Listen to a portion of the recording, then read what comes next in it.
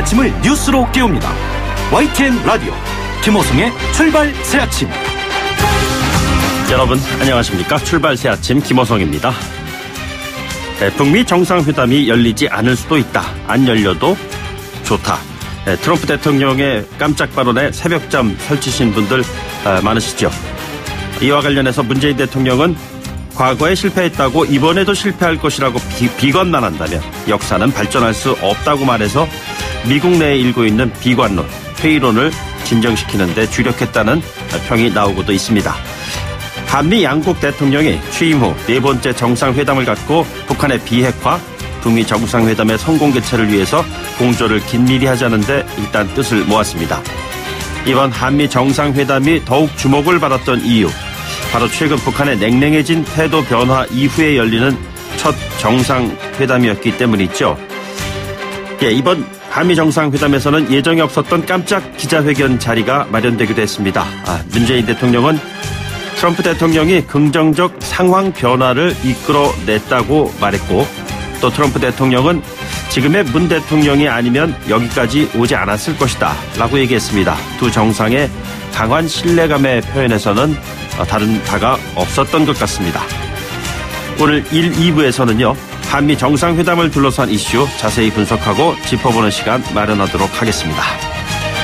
5월 23일 수요일 아침입니다. 잠시 후 돌아오겠습니다.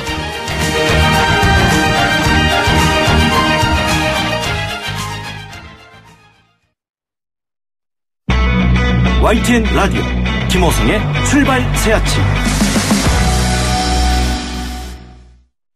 네, 앞서 오프닝 멘트를 통해서 전해드린 대로 오늘 새벽에 있었던 한미 정상회담 관련 내용으로 먼저 시작하겠습니다. 때문에 꼭 뉴스는 1부가 아니라 3부에서 전해드리도록 하죠. YTN 정치한보 전문 기자 김주환 기자 스튜디오에 나와 있습니다. 어서 오십시오. 안녕하세요. 예. 이 얘기 먼저 하지 않을 수가 없어요. 북미 정상회담이 열리지 않을 수도 있다. 이 언급 관련해서 어떠한 배경에서 이런 얘기가 나왔는지 먼저 좀 설명을 해 주실까요?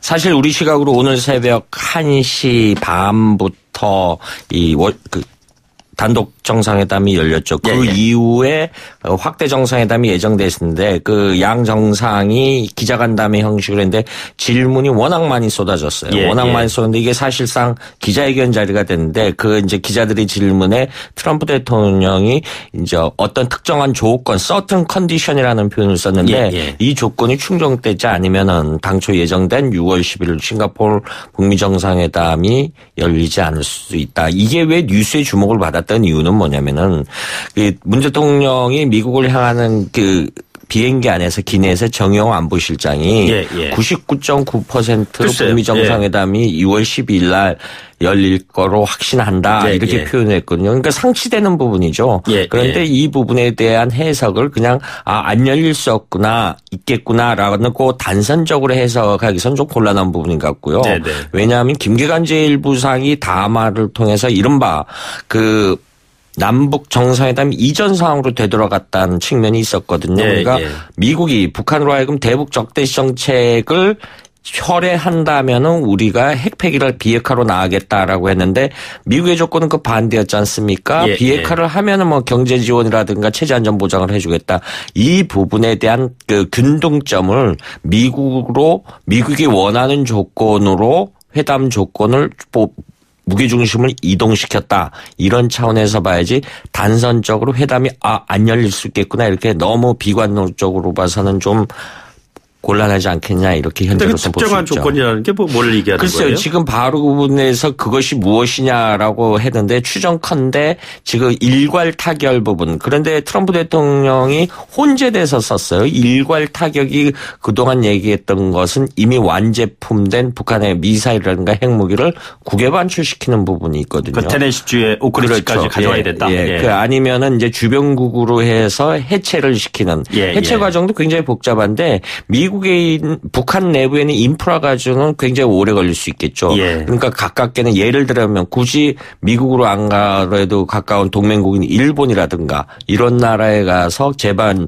여건이 갖춰진 장소에서 무기를 해체하는 이런 과정이 이제 일괄타의 한 부분으로 보는 건데 이 부분에 대한 요구 조건을 이야기를 했는지 쉽게 말해서 정상회담에 임하는 데 있어서 북한으로 하여금 기존의 입장을 너무 고수하지 말고 변화된 입장을 가지고 와라 이런 메시지를 전달했다라고 봅니다. 그 이유 중에 하나는 트럼프 대통령의 발언 이후 폼페이오 미 국무장관이 기자회견을 자청을 했어요. 자청해서 확신한다. 이 부분은 그 국무장관으로서 이 부분은 어떤 면에서 역할 분담을 했을.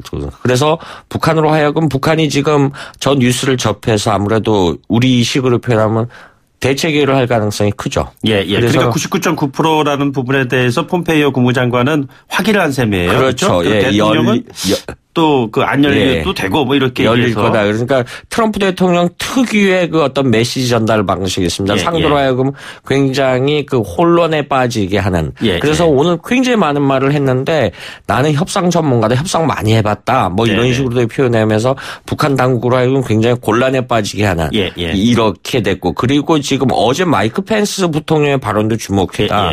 트럼프 대통령 가지고 장난치지 말라. 갖고 놀지 말라 그랬거든요. 왜? 세계 최고의 강대국의 지도자죠. 그래서 회담 자체를 북한이 무산시킬 가능성은 굉장히 적다. 현재로서는 이렇게 봐야 되는 것이죠. 아, 그렇군요.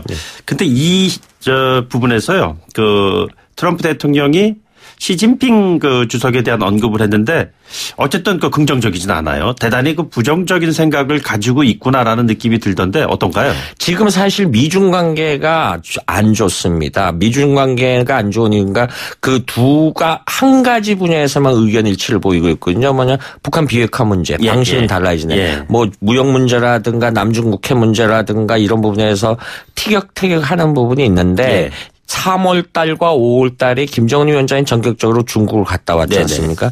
태도 변화를 보였죠. 태도 변화 보니까 시진핑 주석이 북핵 문제에 대해서 미국과 손을 잡고 나아가야 되는데 이 부분에 대해서 오히려 김정은 위원장한테 힘을 실어줬다는 느낌이 드는 거죠. 그래서 어제 발언 트럼프 대통령의 발언 중에요. 이런 얘기도 있습니다. 북중 무역 제재 해제하지 말아라. 대북 제재 국제사회 공조가 이루어진 거 해지 말아라. 경고거든요. 일종의. 그러니까 시진핑 대통령이 자꾸 김정은 위원장한테 잘못된 메시지를 주니까 북한이 저런 식으로 뭐 김계관 위원장 부상의 발언, 이성권의 발언, 그다음에 풍계리 핵실험장에 있어서 우리를 배제하려는 듯한 인상. 이런 것이 대외적으로 전달되지 않는 것이냐. 그러니까 하지 말아라라는 어떤 불평 불만을 전달을 했다. 그리고 중국 측도 이 부분에 대해서 어떤 분명한 답이 나올 것이다. 이렇게 볼 수 있는 것이죠. 아, 지금 북한 입장에서 봤을 때는요. 중국의 도움을 받아서 미국을 상대하려고 하는 그러한 나름대로의 전략도 있는 거 아닙니까? 그렇죠. 그 부분은 두 가지 북중 관계에 서로 윈윈이다 이렇게 설명할 수 있습니다.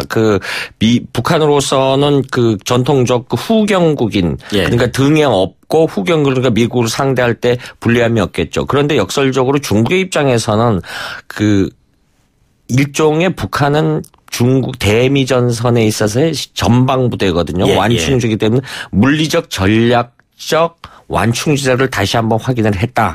이 부분에 대해서 이 부분은 북한으로만 윈윈이 하는 게 아니라 중국으로서도 굉장히 유리한 게임을 하는 겁니다. 체스 게임을 하는 데 있어서 왜냐하면은 동북아시아에 있어서 중국은 이 북한 문제를 미중 관계 틀 속에서 항상 봅니다. 종속 변수입니다. 그러니까 사드 문제도 굉장히 그런 측면에서 봐야 되고요. 근데 사드 문제라든가 이렇게 북한이 준동을 함으로써 동북아에 개입을 하는 걸 우리가 이제 중국이 역차별식으로 해서 했듯이 이 북한 문제에 있어서 중국은 절대 포기하지 않는다. 왜? 자신들의 전략적 이익, 핵심 이익을 보호하기 위한 방파제이기 때문에 그런 현상들이 나타난다고 볼 수 있습니다. 그렇죠. 현장 취재 기자 입장에서요. 오늘 내일 모레까지 지금 예정돼 있는 풍계리 핵시설 폐기 이 현장에 우리 기자들 갈 수 있겠어요? 좀 어젯밤에 통일부 시선이 굉장히 바뀌었죠. 그래서 오늘 중으로라도 일단 우리가 원산에서 양양에서 갈마 비행장 지난 2월에 그 새로운 그 비행 루트를 뚫은 적이 있지 않습니까? 이 여지를 알기 때문에 북한이 어떤 저런 반응에서 마치 자기들이 시해를 베푸는 듯한 전제 조건 하에서 오늘 중이라도 전격적으로 들어갈 수 있다. 왜냐하면 외신 기자들이 어제 도착했지만은 뭐 여러 가지 조건 때문에 원산에 머물고 있지만 풍계리 현장까지 가지 못했다라는 부분이 있거든요. 그래서 이런 부분에 때문에 아마 전격적으로 북한의 태도 변화를 가져올 수 있다 이렇게 볼 수 있는 것이죠. 예, 모쪼록 백척간두에서 벼랑 끝이 아니라 새로운 좀 길이 열리길 희망해 봅니다. 예, 지금까지 김주현 기자였습니다. 고맙습니다. 감사합니다. 네. 여러분은 지금 FM 94.5MHz로 방송되고 있는 YTN 라디오 김호성의 출발 새 아침을 듣고 계십니다. 의견 주실 분은 짧은 문자 50원, 긴 문자 100원의 이용료가 드는 휴대전화 메시지 샵 0945, 우물정 0945번으로 의견 남기실 수 있습니다.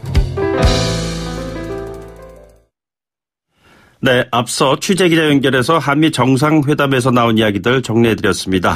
1, 2부에서는요. 정치권 반응을 한번 들어보도록 하지요. 1차 남북 정상회담 3파 역할을 하셨던 분이시죠. 민주평화당 박지원 의원 전화로 연결하겠습니다. 안녕하십니까? 네, 안녕하세요. 박지원입니다. 예, 의원님 새벽에 이 북미 정상회담이 열리지 않을 수도 있다 이런 메시지에 대해서 어떻게 판단을 하셨는지요? 저는 트럼프 대통령의 말씀을 네네. 그렇게 부정적으로 받아들이지 않았습니다. 예. 우선 예. 북한에 대해서 협상을 앞두고 강한 압박의 메시지를 보내고 있다 이렇게 네. 해석합니다. 예.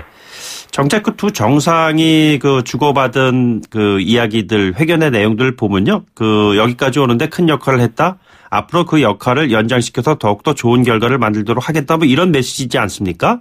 네, 그렇습니다. 근데 네. 뜬금없이 이런 이야기들을 트럼프 대통령은 한 것이었을까요? 지금 현재 남북 간의 문제도 있고 북미 간에도 상당한 그 싱가포르 회동을 앞두고 신경전을 하고 있지만은 예. 트럼프 대통령께서 물론 여건이 충족 안 되면 회담을 안 할 수 있다. 네네. 이런 말씀도 했지만은 예.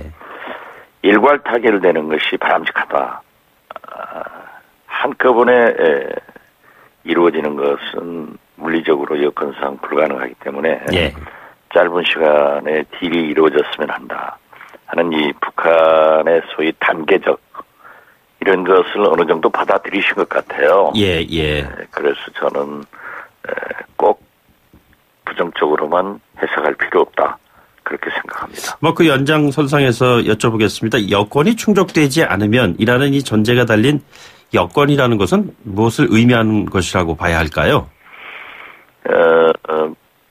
북한의 비핵화에 대한 의지를 다시 한번 확인하고 싶어서 그런 말씀하신 것 아닌가? 예. 저는 그렇게 생각합니다.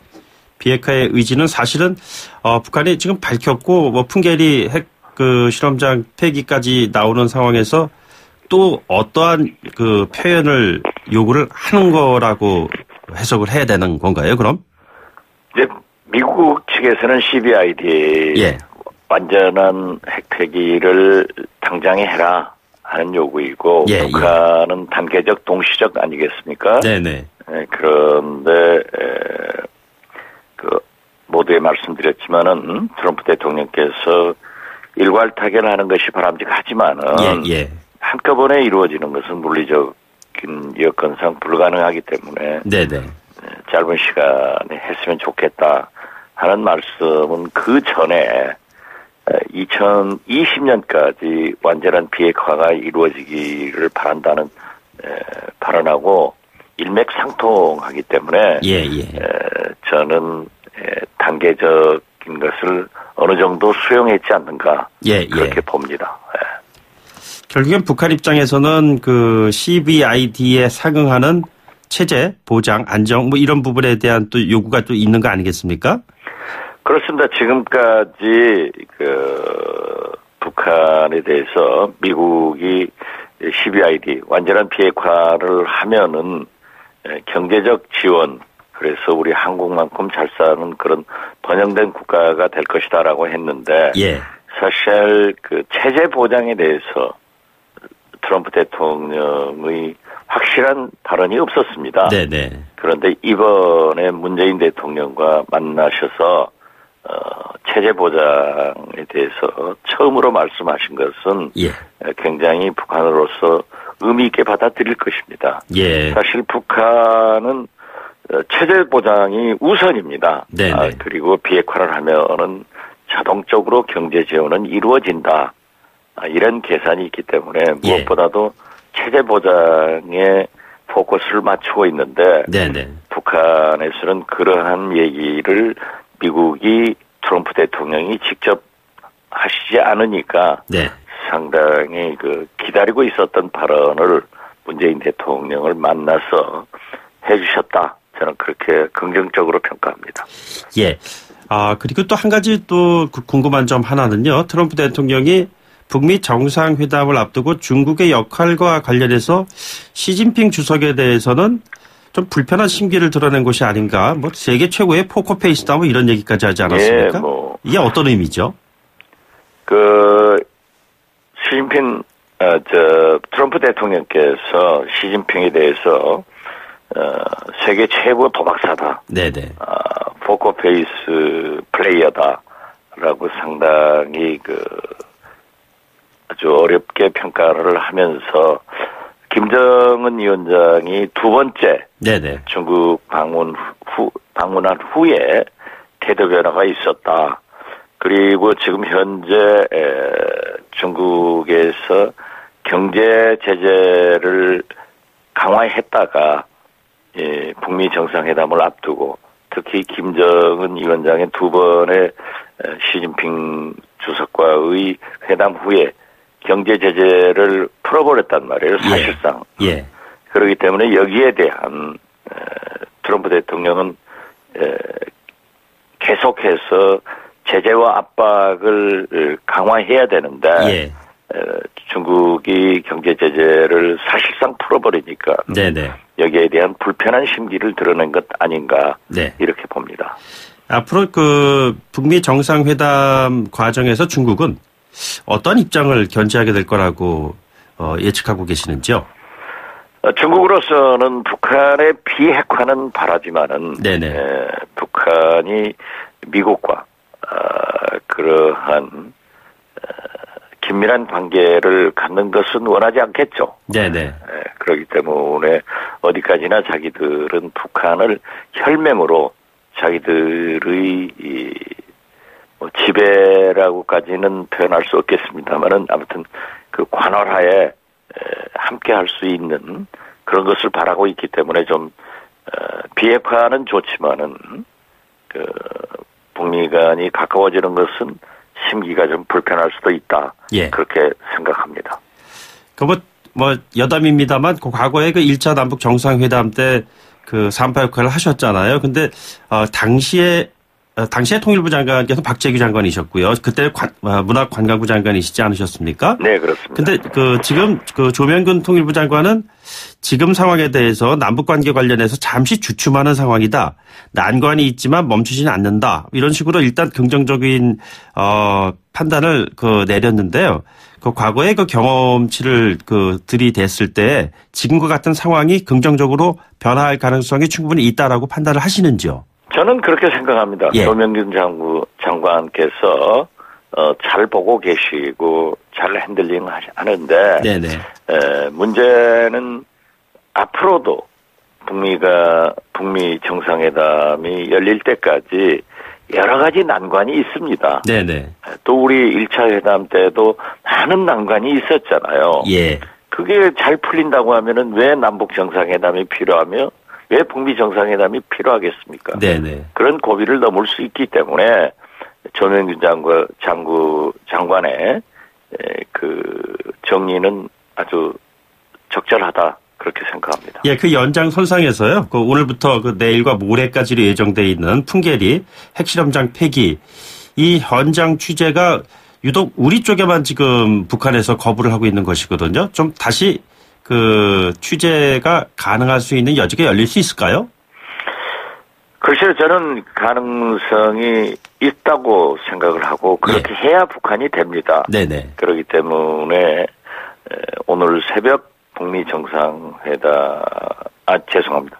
한미 정상회담의 결과를 보았기 때문에 또 트럼프 대통령께서 처음으로 체제 보장에 대한 직접 언급이 있었기 때문에 북한의 태도 변화도 있을 것이다. 그리고 우리 한국 기자들의 취재를 반드시 허용해야 된다. 이것이 북한의 성숙된 모습이다.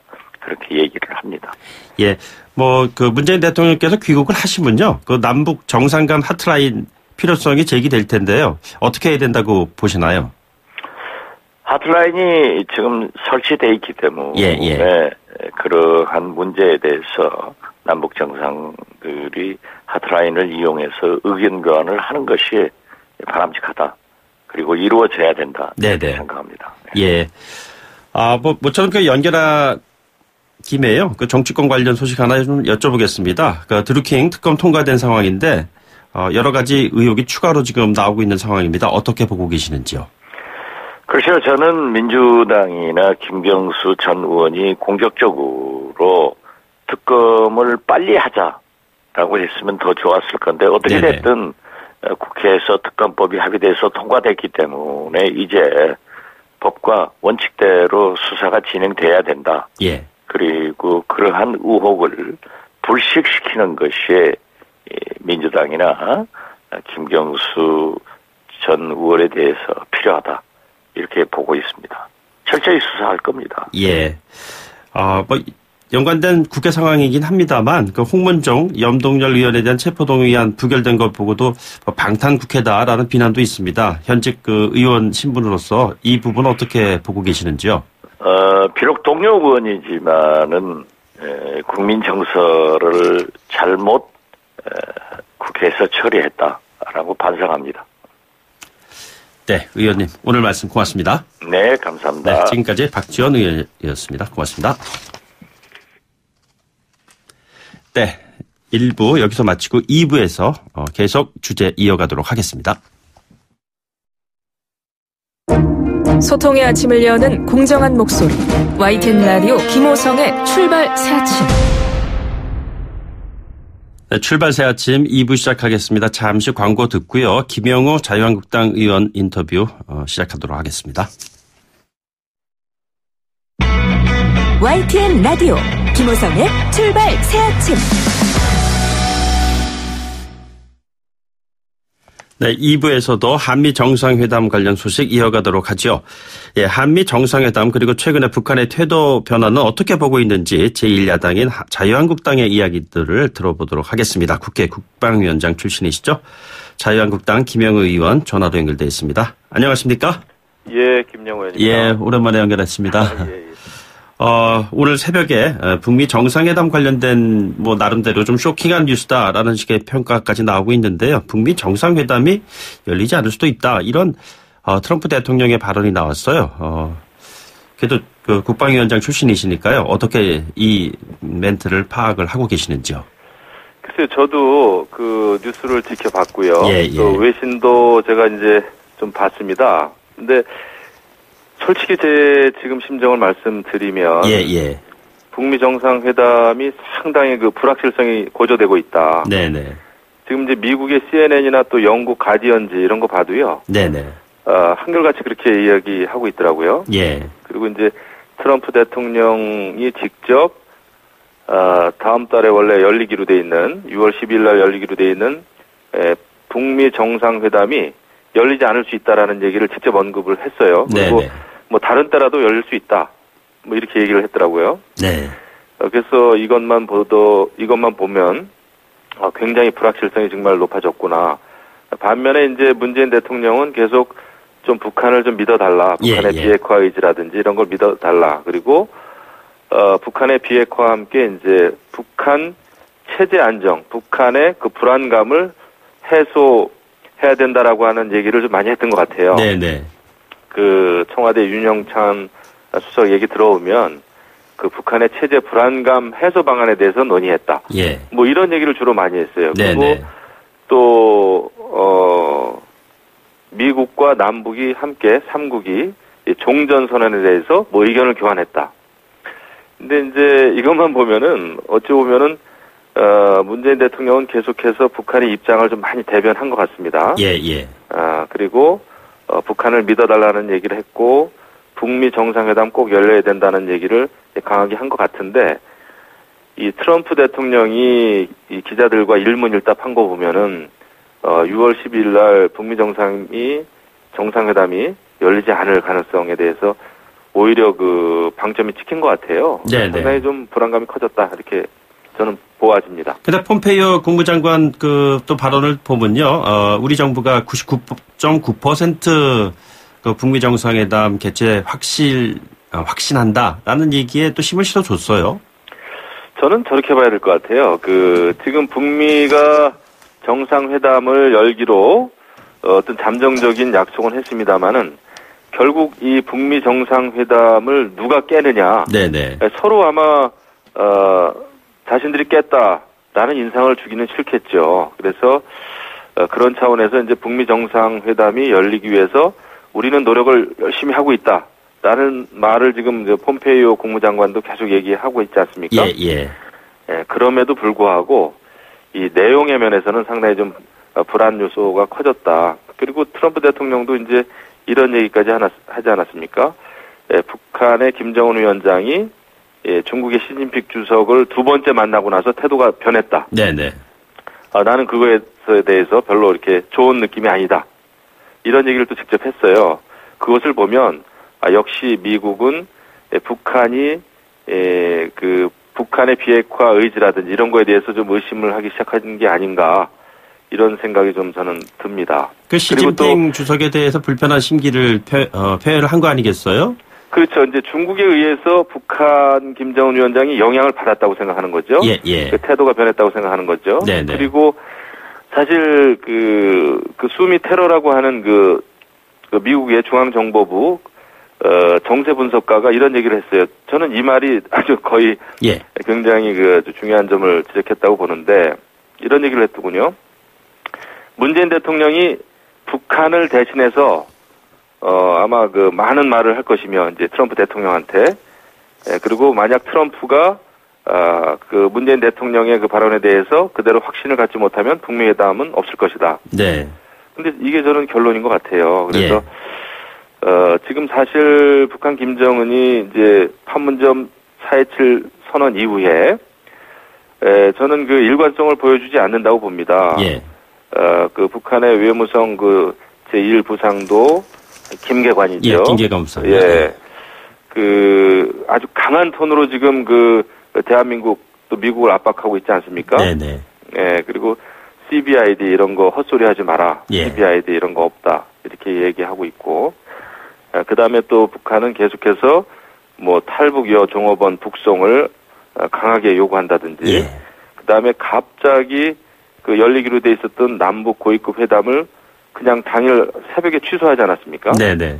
네.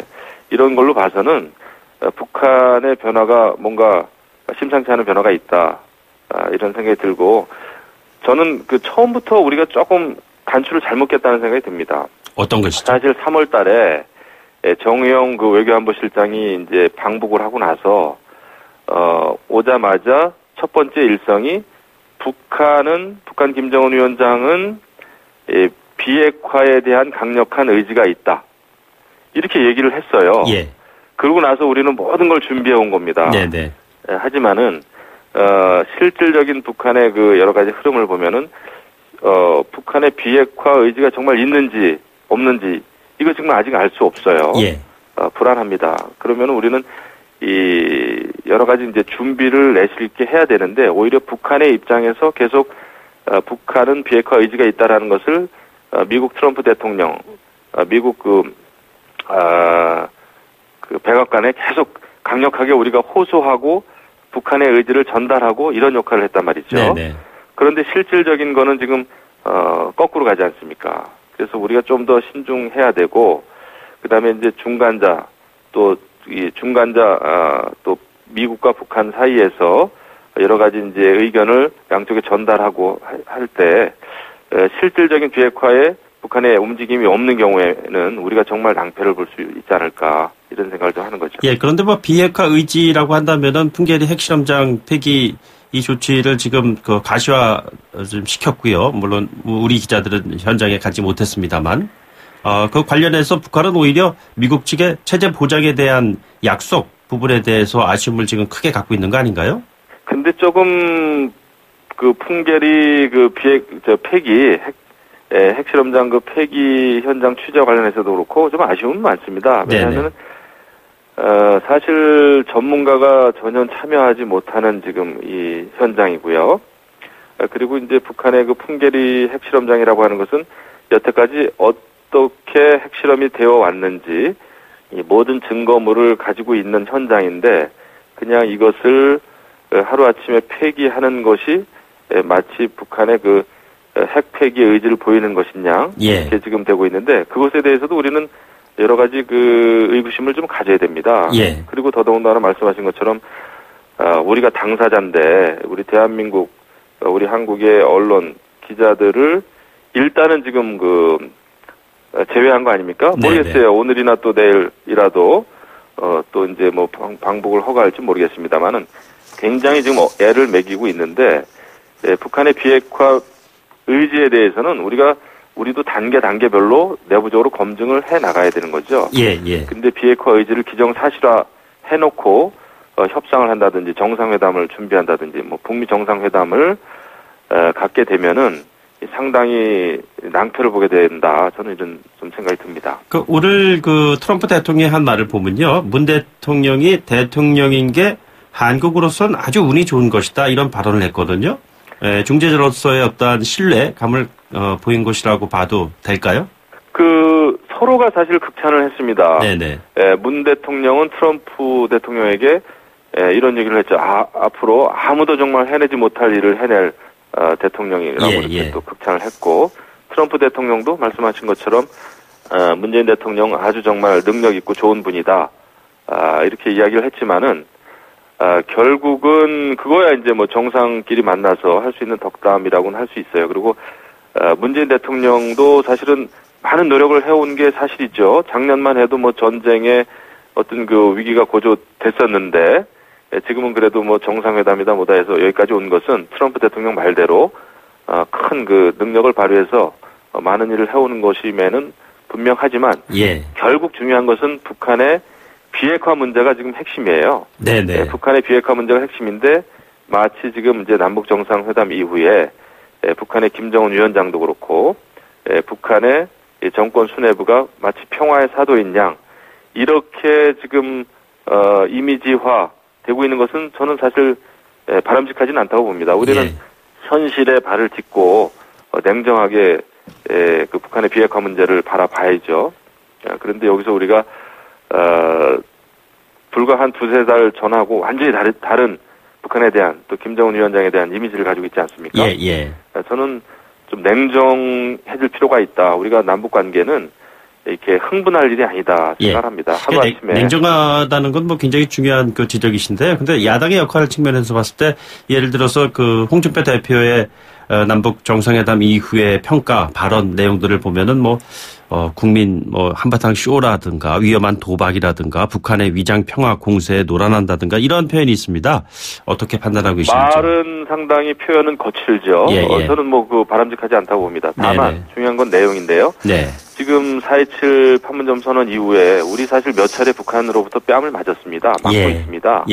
그럼에도 불구하고 북한의 비핵화 의지가 강하다라는 것을 우리가 대외적으로 계속 그게 표명을 하고 있고 또 북미 회담이 열리기 위해서 결국 중간자로서는 이 판이 깨지지 않아야 된다라고 하는 강박관념 때문에 강박관념 때문에 지금 트럼프 대통령한테도 문재인 대통령이 굉장히 강력하게 좀 호소를 하고 있는 것 같은데요. 우리가 북한에 대해서 사실 끌려가는 대화를 해서는 우리가 얻을 게 없습니다.